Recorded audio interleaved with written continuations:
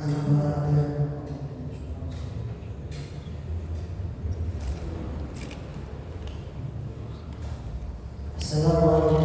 warahmatullahi wabarakatuh. Waalaikumsalam warahmatullahi wabarakatuh. Alhamdulillahirrahmanirrahim. Assalatu wassalamu ala asyrafil anbiya'i wal mursalin sayyidina Muhammadin wa ala alihi washabbihi Al-Karamu yang saya hormati, para guru-guru yang ada pada desa Patokan khususnya, dan kepada seluruh masyarakat Bismillahirrahmanirrahim. Ya ayyuhalladzina amanu kutiba alaikumusiyam kama kutiba alal ladzina min qablikum la'allakum tattaqun. Subhanallah. Pada ayat ini Allah menegaskan, ya ayyuhalladzina amanu, hei wong kang padha iman, kutiba dan wajibake. Di dalam tafsir Jalalain dijelaskan kutiba ditafsiri sebagai furidu dan fatuake alaikum ing atas sira kabeh apa asyam puasa. Di dalam bulan Ramadan kita diwajibkan untuk berpuasa. Namun dari ayat ini Allah menggunakan amalan ya ayyuhalladzina amanu. Orang-orang yang beriman adalah orang-orang yang bisa mengamalkan keimanannya. Apabila dia bersyahadat, kemudian dia mengamalkan apa yang telah diperintahkan oleh Allah. Oleh karena itu, di setiap ayat Al-Quran ketika mengawali ya ayyuhalladzina amanu, maka setelahnya pasti akan ada sebuah perintah ataupun sebuah larangan. Di dalam ayat ini menggunakan kata asyam. Syam itu makna akar katanya adalah menahan, imsakun an fitri, menahan dari sesuatu yang membatalkan puasa. Namun yang kita lebih dalam adalah mengapa Allah memerintahkan orang mukmin untuk berpuasa? Kenapa kok tidak menggunakan ya ayyuhal muslimun, namun menggunakan kata ya ayyuhal mu'minun? Jika kita meneliti pada setiap khutbah Jumat, pasti kita diseru untuk marilah kita semua menjadi orang yang bertakwa. Marilah kita meningkatkan keimanan kita untuk meningkatkan kembali sehingga kita menggapai takwa. Sama halnya dengan ayat ini, ya ayyuhalladzina amanu menunjukkan bahwasanya orang-orang yang beriman adalah orang-orang yang sedikit lagi menuju tahapan yang tertinggi, yakni takwa. Semua manusia pasti memiliki keimanan di dalamnya. Namun ada yang menampakkan, ada juga yang meninggalkan, dan ada orang yang menjaga keimanan tersebut. Jika kita analogikan, keimanan itu seperti halnya bibit. Ketika kita menginginkan bibit itu tumbuh, berkembang menjadi besar hingga berbuah, pasti kita akan menjaga bibit tersebut. Cara menjaga keimanan salah satunya adalah menjalankan perintah Allah, kutiba alaikumusiyam. Ketika kita sudah menjaga bibit itu, maka kita akan mendapatkan hasil yang setimpal, yakni la'allakum tattaqun, menjadi orang yang bertakwa. Jemaah ingkang kula hormati, pada kesempatan ini saya akan mengkaji kembali salah satu kitab karangan Syekh Hasyim Asy'ari yang berjudul Muqaddimah Qaul Asasi li Jami'il Ulama. Kitab ini merupakan karangan Syekh Hasyim Asy'ari yang diambil atau dikutip ketika awal pembentukan Jam'iyah Nahdlatul Ulama. Di dalam kitab ini berisi tentang khutbah Syekh Hasyim Asy'ari di Surabaya pada saat dan peresmian Nahdlatul Ulama. Kata al-qanun al-asasi, al-qanun itu bermakna sumber, bermakna fondasi. Al-asasi juga bermakna fondasi. Al-qanun al-asasi bermakna fondasi kang bangsa dasar. Jika kita analogikan, sama halnya seperti konstitusi di negara Indonesia. Di dalam hukum Indonesia kita mengenal bahwa sumber hukum konstitusi Indonesia adalah Pancasila dan Undang-Undang Dasar 1945. Begitu pula dengan Qanun al-Asasi ini adalah sumber atau fondasi landasan didirikannya Jam'iyah dan Nahdlatul Ulama. Bismillahirrahmanirrahim. Alhamdulillah utamis kabehane puji kulillahi kadhe Allah. Nazzala kanunani sapa alladhi al-furqan al-furqan ala abdihi ing atase nyembah Allah. Liyakuna supaya Allah sapa Muhammad lil alamin barang pira-pira alam kabeh iku nayina. Wong kang aweh eling-eling. Wa ata lan maringi inna sapa Allah anul kafiran wal hikmata lan hikmah wa 'allama lan ngajari sapa Allah inna wa 'allama lan mulang sapa Allah inna mimma saking barang ya syarika dari sapa Allah wa man samane wong iku yuktakan den awehi soman al-hikmata ing hikmah. Fakot teman-teman utia den tekaake soman khairan ing urusan kathir. Jamaah yang saya hormati, mukadimah kitab ini di dalam kitab lainnya juga pasti menggunakan lafaz alhamdulillah sebagai rasa syukur kita kepada Allah. Kata alhamdulillah jika dilihat di dalam tafsir Jalalain surah Al-Fatihah, alhamdulillah ditafsir sebagai jumlatul khabariyah, jumlah kang bangsa khabari. Kalau khabari jika di dalam nahwu sarf, di dalam ilmu nahwu bermakna penjelasan, bermakna definisi. Ada segala puji.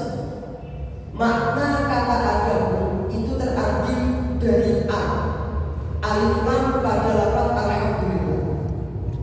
Al di sana memiliki faedah istiqroh yang berfungsi untuk menyatakan bahwasanya keseluruhan seluruh pujian iku lillah.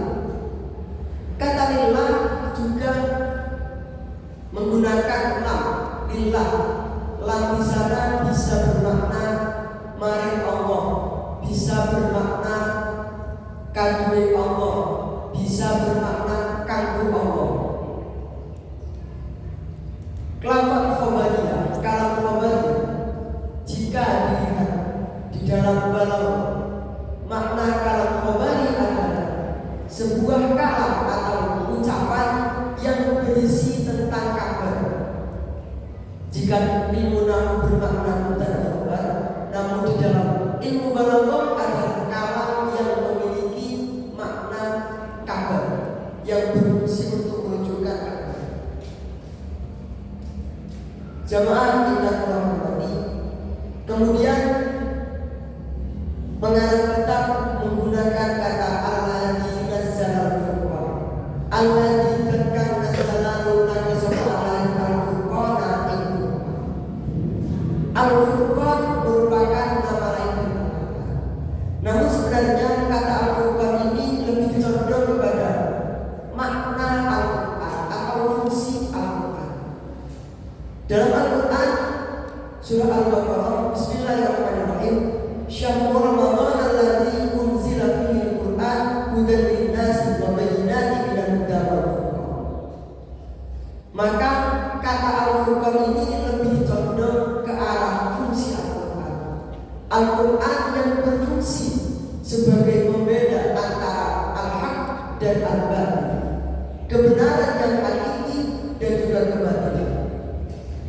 Jemaah ingkang kula hormati,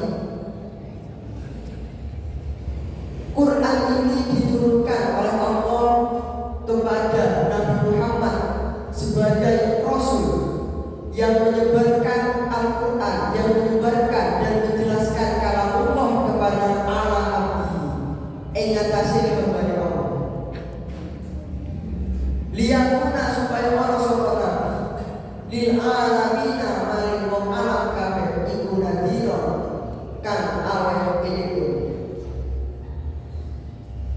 Kata lil alamina terambil dari kata alam. Alam itu kalau dimaknai adalah alam semesta. Namun yang menarik dari lafaz ini adalah di dalam kaidah nahwu sharaf, kata al-alami adalah kalimat yang dijamakkan menggunakan jamak mudzakkar salim.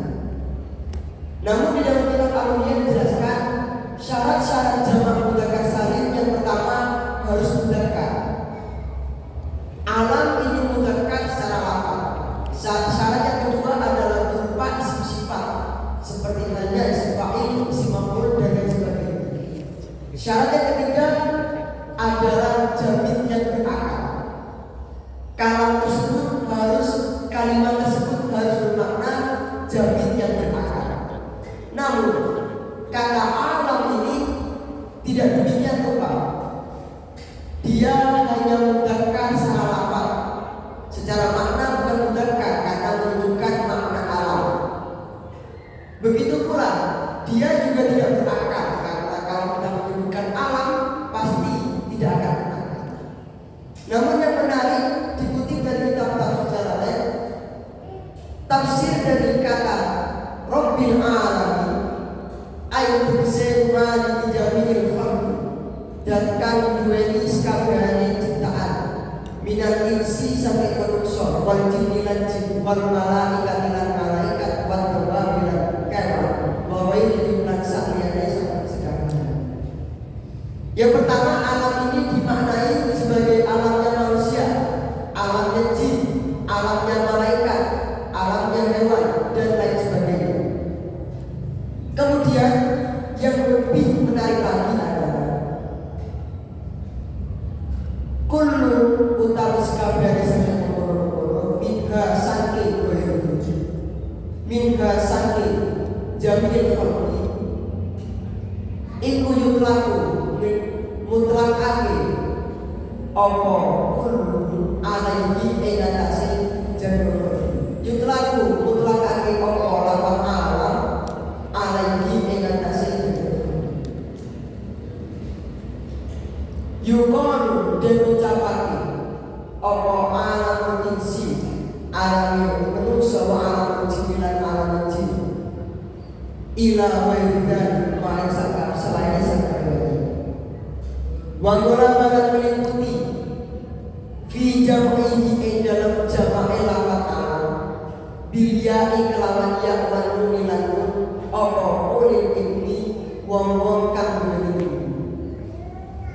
Seperti halnya syarat dari jamak mudzakkar salim tadi, syaratnya jamak mudzakkar salim harus terbentuk dari jamid yang berakal. Maka penggunaan kata al-alamin ini lebih condong untuk memuliakan orang-orang yang ada di bumi, yakni orang-orang yang memiliki ilmu. Ulul ilmi itu dimuliakan oleh Allah dengan menggunakan kata al-alamin. Jamaah rahimahullah, dari ayat ini, dari kitab ini, yang pertama penulis pengarang yakni Syekh Hasyim Asy'ari menggunakan atau mengutip salah satu ayat dari Al-Quran, beberapa ayat dari Al-Quran, salah satunya dari surah Al-Ahzab. Bismillahirrahmanirrahim. Ya ayyuhan nabi inna arsalnaka syahidan wa mubasysyiran wa nadhiran wa da'iyan ila Allahi bi'idznihi wa sirajan munira.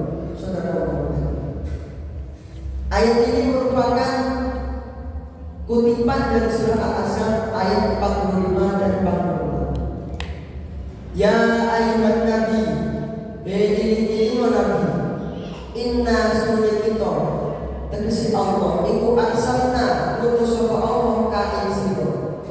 syahidan hale dadi saksi, wa mubasyiran lan hale dadi kabar apik, wa nadhiran lan hale dadi wong kang iling-iling, wa da'iyan lan hale dadi wong kang ngajak ilallahi maring Allah bi'idni kelawan idine Allah, wa sirajan lan hale dadi pelita muniran kang nerangaken.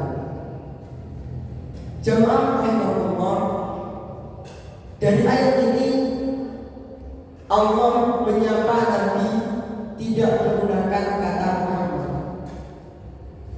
melainkan pada ayat ini Allah menyapa Nabi dengan tugas atau jabatannya Nabi sebagai tugas atau jabatannya Muhammad sebagai Nabi. Inna sunita iku arsalna ngutus sapa kita ka sira. Sesungguhnya kami, kata Allah, mengutusmu ya Nabi menjadi rasul.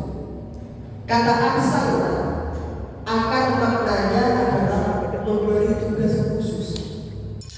Karena ketika Allah mengutus seorang hambanya, mengutus ciptaannya untuk memberikan sebuah kabar, itu menggunakan kata arsalna. Kata arsalna bermakna memberi tugas khusus dan rahasia. Karena wahyu itu bersifat khusus dan rahasia. Wahyu hanya bisa diterima oleh Rasul dan itu bersifat rahasia pada saat penyampaiannya. Jemaah rahimahullah, maka kata arsalna ini menunjukkan bahwasanya Nabi diberi tugas khusus oleh Allah untuk menjadi yang pertama sebagai syahidah, wong kang dadi saksi, menjadi saksi umatnya, menjadi saksi manusia. Saksi itu adalah orang yang bisa mengadili karena dia memiliki bukti.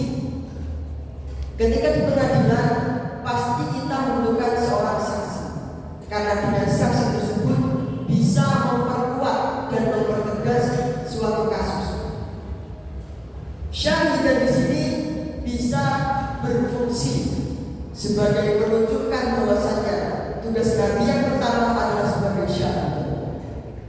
Yang kedua mubasyiran, pembawa kabar baik. Baru yang ketiga adalah wanadhiran, pembawa peringatan. Mubasyiran bermakna membawa kabar baik. Tugas Nabi adalah membawa kabar baik umatnya. Apabila umatnya bisa menerima apa yang telah dia sampaikan. Jemaah rahimahullah,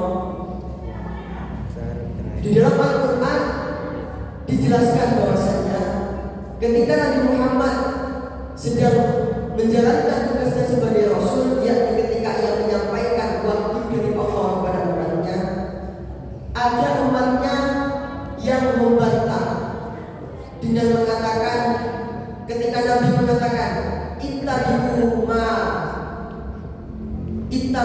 ma indillah, sesuatu yang dari Allah itu ikutilah. Namun oleh umatnya mengatakan bernattabi'u, akan tapi kami mengikuti ma'alfaina abana. Salah satu umatnya mengatakan bernattabi'u ma'alfaina abana. Tidak Nabi, kami mengikuti apa yang telah ada dan apa yang telah diajarkan oleh abana, ayah-ayah kami. Itu membuktikan bahwasanya Nabi Muhammad dalam menjalankan tugasnya sebagai Rasul, sebagai pembawa kabar, itu pun juga ditolak mentah-mentah oleh pengikutnya. Kata mubasyiran itu bermakna memberi kabar kepada orang-orang yang mengikuti Nabi, wanadhiran, dan memberi peringatan. Tidak hanya membawa kabar gembira saja, namun Nabi juga membawa kabar untuk memperingati umatnya untuk selalu mendekatkan diri kepada Allah. Jamaah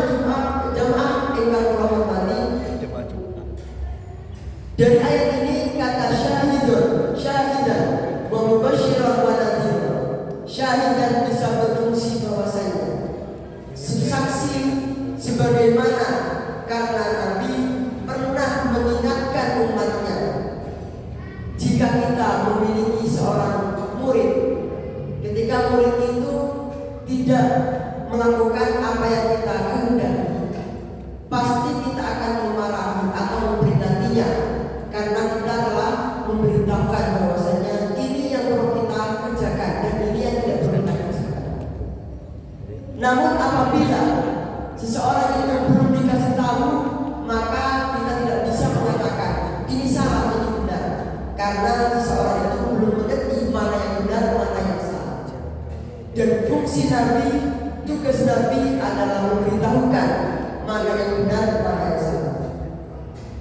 Jamaah yang dirahmati, kemudian tugas Nabi yang keempat adalah da'iyat ila Allah. Da'iyat itu bermakna mengajak. Da'a itu bermakna mengajak, menyeru untuk mengajak, agar supaya orang yang kita ajak berhasil mengikuti kita.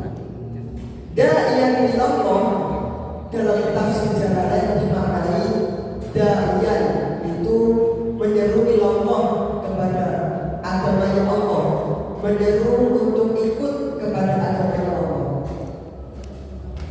Namun dalam ayat ini kata tersebut dijelaskan dengan jar majrur berupa bihi, mu'allaqnya berupa kata bihi, kelawan izin Allah.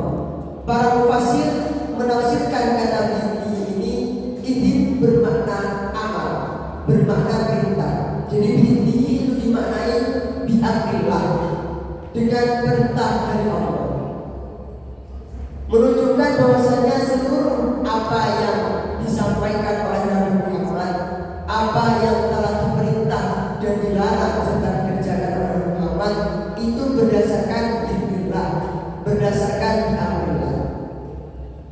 Kemudian tugas Nabi Muhammad yang kelima dalam ayat ini adalah sirajan munir. Kata sirajan akan maknanya sebagai pelita. Siraj itu bermakna pelita. Biasanya kita mendengarkan zikir atau sholawat, anta syamsun anta badr, engkaulah matahari, engkaulah bulan.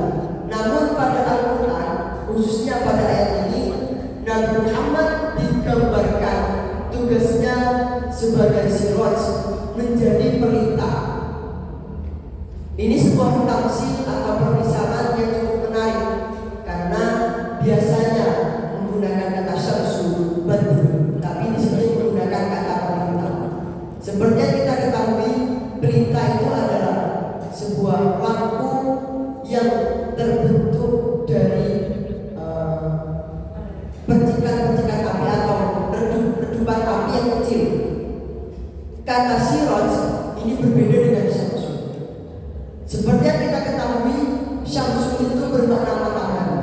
Matahari itu bisa bersinar ketika menjelang pagi dan menjelang sampai menjelang malam. Namun ketika siraj ini bermakna pelita. Seseorang yang berada di dalam kegelapan akan terasa gelap apabila dia tidak memiliki secercah cahaya. Namun orang yang membawa pelita di dalam kegelapan, dia akan bisa menemukan jalan yang dia mau. Begitu pula dengan fungsi Nabi. Apabila seseorang itu bisa memanfaatkan Nabi atau bisa memanfaatkan apa yang telah diajarkan oleh Nabi, maka hakikatnya dia berjalan kegelapan dengan menggunakan pelita, karena dia bisa memanfaatkan apa yang telah diajarkan oleh Nabi Muhammad SAW. Jemaah yang terhormati, kata siraj di sini disifati menggunakan kata munir. Di dalam tafsir Al-Misbah dijelaskan, kata munir ini bermakna cahaya yang menerangi, tidak akan pernah redup terangnya, selalu menyinari. Maka jika maknanya siraj munir ini bisa bermakna Muhammad, sebagai tugas orang yang menyinari tanpa redup dan tidak akan pernah redup. Jamaah kita hormati.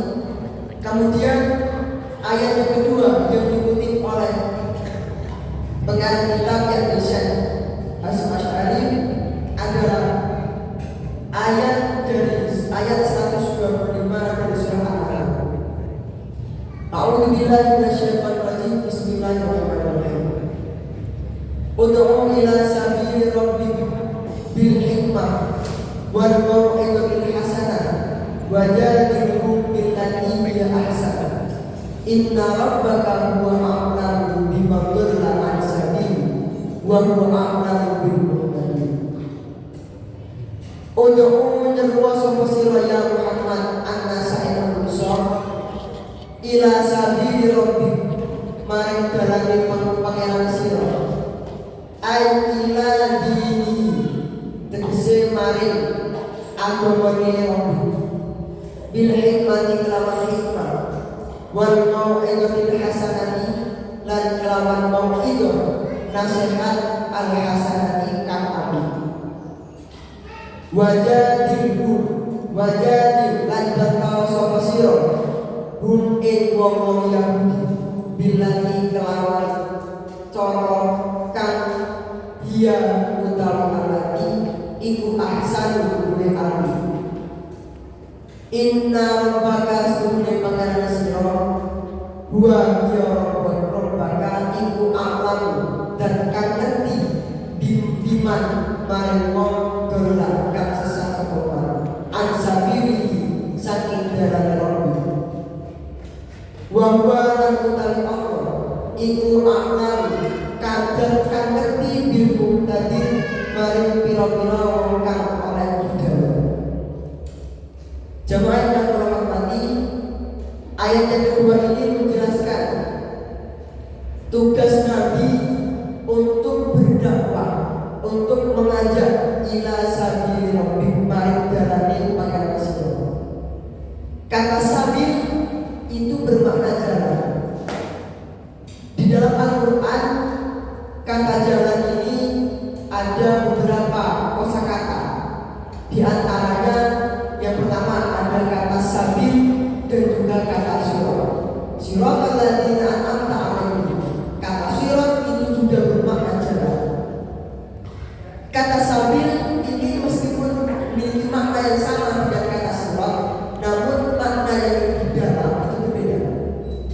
Kata sabil itu bermakna jalan kecil. Ketika sabil ini dinisbatkan dengan jalan kebaikan, maka akan menggunakan kata sabil rabbi. Namun ketika kata sirat ini bermakna jalan yang lebar, jalan yang lebar dan lurus. Jika kita perumpamakan seperti halnya jalan tol.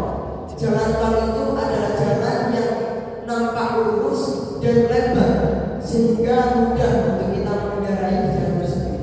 Dan ketika kita berjalan di jalan tol, maka akan lebih cepat dan lebih cepat sampai kepada daerah yang kita mau. Namun ketika jalan kecil itu memiliki berbagai macam cabang. Terkadang ada perempatan ataupun pertigaan bukan perlimaan atau perlimaan. Membuktikan bahwasanya kata sabil bermakna jalan kecil. Nabi Muhammad diperintahkan oleh Allah untuk mengajak manusia untuk berada di sabili rabbi, jalan kecilnya Allah.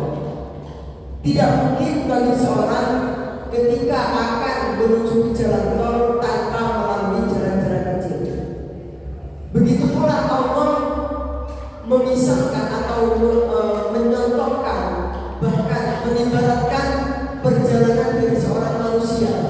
Seorang manusia akan berada di Shiratal Mustaqim, jalan yang besar, jalan yang lurus, itu harus melalui sabil rabbi, jalan kecilnya Allah. Jamaah yang Allah hormati, sehingga kata sabda Rabbul ini akan sesuai dan relevan karena Nabi Muhammad berdakwah di zaman dahulu, berdakwah kepada manusia yang latar belakangnya bahkan tidak memiliki iman sedikit. Jamaah yang Allah hormati, cara Nabi Muhammad untuk ila sabil Rabbih ini adalah bil hikmah. Di dalam tafsir Jalalain dijelaskan kata bil hikmati ay bil Quran, segala Al-Quran. Kata hikmah terambil dari kata hikmah, hikmah yang bermakna tali kendali kuda.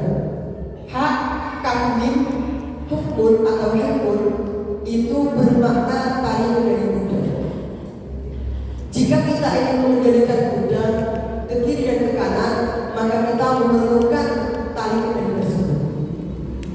Begitu pula dengan kata hukum. Hukum adalah tali kendali yang dilekatkan kepada abdu oleh Allah Subhanahu wa taala untuk menuju ke jalan yang benar. Hukum adalah tali kendali yang dilekatkan kepada manusia, khususnya kepada abdu oleh Allah untuk menuju jalan yang benar. Di dalam tafsir Al-Misbah dijelaskan bahwasanya kata hikmah ini bermakna ilmu amaliyah dan amal ilmiah. Hikmah adalah suatu ilmu yang bersifat amaliyah, ilmu yang memiliki standar ilmiah. Jadi di dalam Indonesia, di dalam kaidah Indonesia, kata ilmiah, contoh karya tulis ilmiah adalah karya tulis yang sesuai dengan prosedur keilmuan. Maka hikmah ini juga sama demikian. Hikmah adalah ilmu yang berlandaskan nilai-nilai keilmuan, yang berstandar keilmuan. Tidak hanya itu, hikmah adalah ilmu amaliyah. Selain ilmu ilmiah, dia juga ilmu amaliyah, ilmu yang bisa diterapkan di dalam kehidupan. Ilmu amaliyah adalah ilmu yang bisa kita terapkan di dalam aktivitas sehari-hari. Hikmah memiliki 3 makna. Yang pertama adalah ilmu ilmiah, yang kedua ilmu amaliyah, dan yang ketiga adalah amal ilmiah. Suatu perilaku atau aktivitas yang berlandaskan pada nilai-nilai keilmuan. Kata hikmah adalah amalan yang sesuai dengan ilmiah, amal ilmiah. Aktivitas yang bernilai dan berdasarkan kepada amal-amal keilmuan.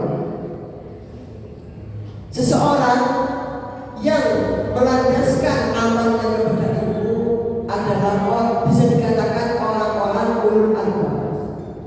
Orang ulul albab itu albab maknanya adalah intisari, maknanya adalah saripati.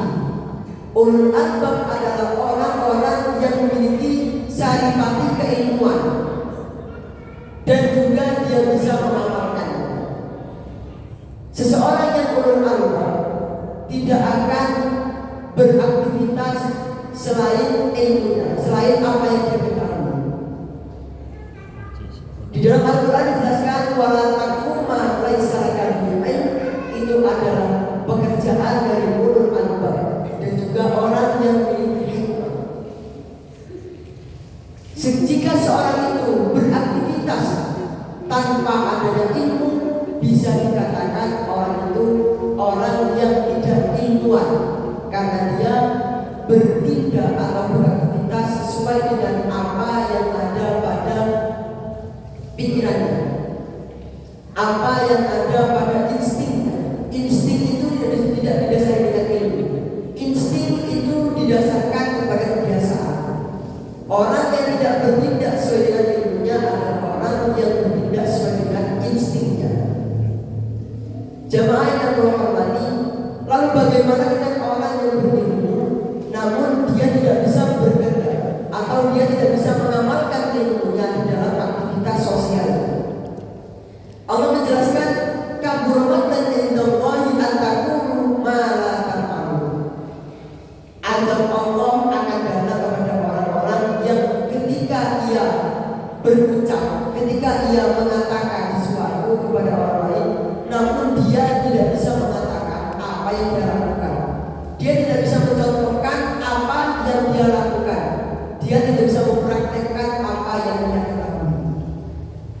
Jemaah yang Allah hormati, kemudian cara Nabi untuk ila sabil rabbik yang kedua adalah bil mau'idati atau wal mau'idatil hasanah. Dengan mau'idah.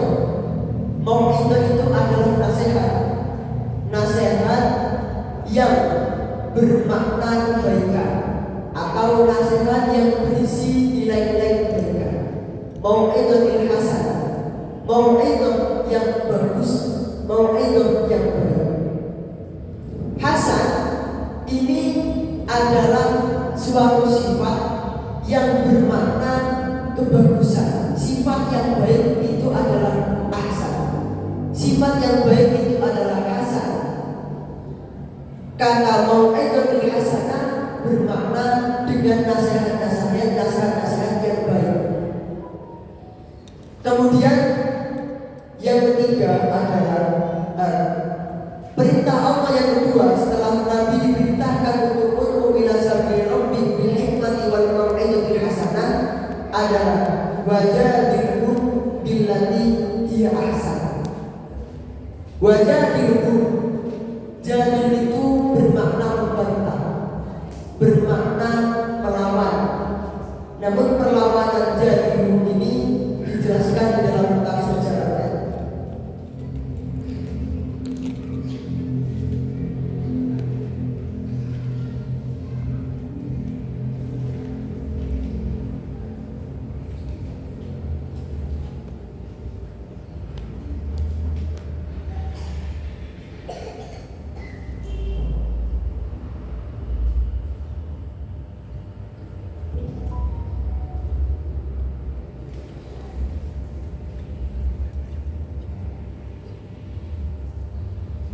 Di dalam tafsir Jalalain itu menggunakan kata wajadilhum billati hiya ahsan, ditafsiri sebagai bijaladiri, kelawan dengan membantah apa yang telah orang-orang Yahudi itu kerjakan. Karena di dalam ayat ini yang dimaksud hum itu adalah orang-orang Yahudi yang terdahulu. Jadilhum billati hiya ahsan.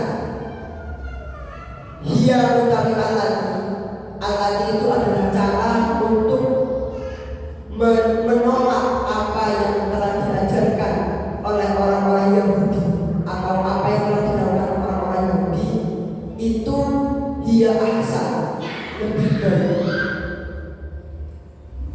Kemudian inna rabbaka sesungguhnya pangeran sira wa ya utawi iku a'lam ngerti sapa roh biman maring wong dolan kang sesat sapa ansabili saking dalane Allah. Sesungguhnya Tuhanku yakni Allah iku a'lam. Kata a'lam jika kita lihat di dalam kacamata sofi atau sorof, bentuknya atau simbolnya itu adalah isim tafdil yang seharusnya maknanya a'lamu lebih. Namun oleh para ulama kata a'lamu oleh para mufassir diterjemahkan menggunakan kata alimun. Kata alimun itu simbolnya adalah sifat musyabbah. Sifat musyabbah itu adalah sifat yang tidak bisa terikat dengan zaman, sehingga pengetahuan Allah itu tidak terikat dengan zaman, tidak terikat dengan waktu, dan tidak terikat dengan tempat. Huwa utawi roh iku a'lamu dan kang ngerti biman maring wong dolan sesat teman ansarihi saking dalane Allah. Sesungguhnya Allah itu mengerti orang-orang yang sesat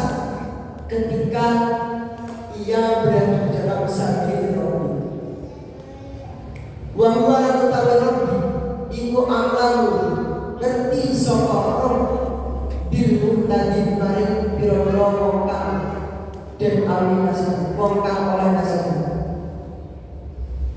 Jamaah ingkang kula hormati, dalam ayat ini menegaskan bahwasanya sabili rabbi itu adalah jalannya Allah, jalan kecil yang menuju Shiratal Mustaqim.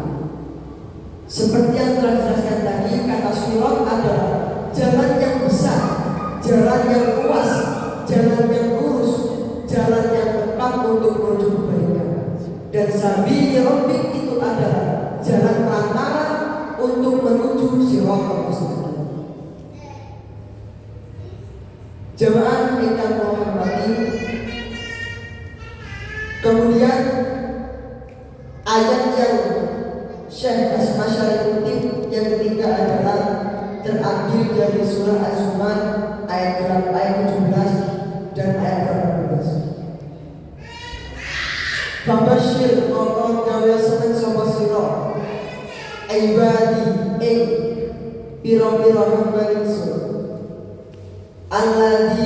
alladzina rupane wong-wong kang yastami'una kang ngrungokake sapa alladzina al-qaula ing ucapan fayattabi'una mongko anut sapa alladzina sapa alladzina ahsanahu ingkang luwih apik saking kaul. Ulaika utawi mengkono-mengkono alladzina iku alladzina wong-wong kang hada aweh hidayah ing alladzina sapa Allah. Wa ulaika lan utawi alladzina iku hum ya utawi alladzina iku ulul albab biro-biro wong kang duweni intisari keilmuan.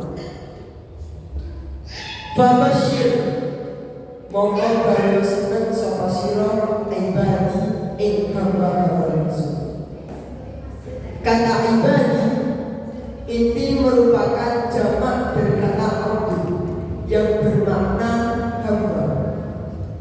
Kata ibad ini adalah hamba Allah yang dia masih memiliki potensi untuk melenceng dari jalan Allah, melenceng dari sabili Allah. Oleh karena itu, fabasyir mongko gawe seneng sapa sira fabasyir mongko gawe seneng sapa sira ibadi ing pira-pira hamba ingsun.